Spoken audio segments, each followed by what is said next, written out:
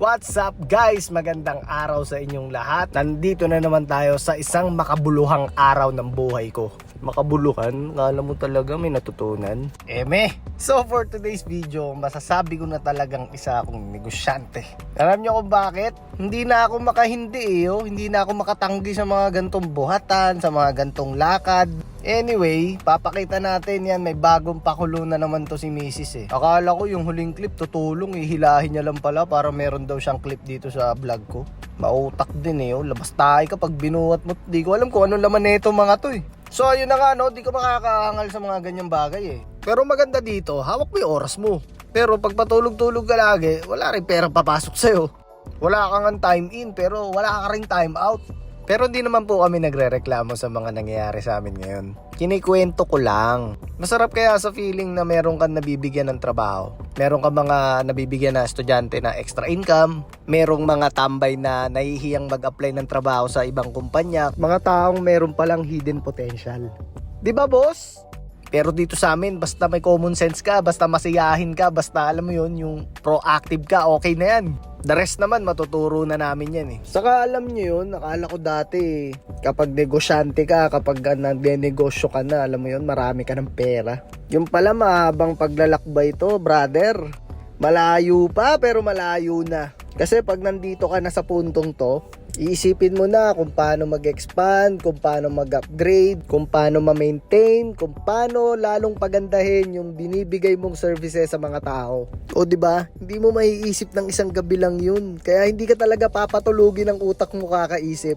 Syempre sasagi rin sa isip mo na paano kapag humina to, pera usog. Pero syempre kailangan talaga nating laging maging handa. Kaya buti na lang nakakilala ako ng asawang ambisyosa. Kasi ayan mag-isip ka. Tapos ako magtutulak, ako mahilig magsugal Kaya yun, meron kaming bagong ilalabas. Actually, hindi naman bago. Dati na naming negosyo to. Ngayon nga lang, magiging upgraded na. Mas malawak, mas maganda. Tingnan mo, wala naman kaming ganito dati. Printer na mga resibo Di ko alam kung para saan yan So ayun, marami pa talagang pwedeng gawin. Marami pang pwedeng mangyari. Marami pang pwedeng matulungan. At marami pang taong pwede mong i-upgrade. Marami pang pwedeng pagkatiwalaan at maging business partner mo.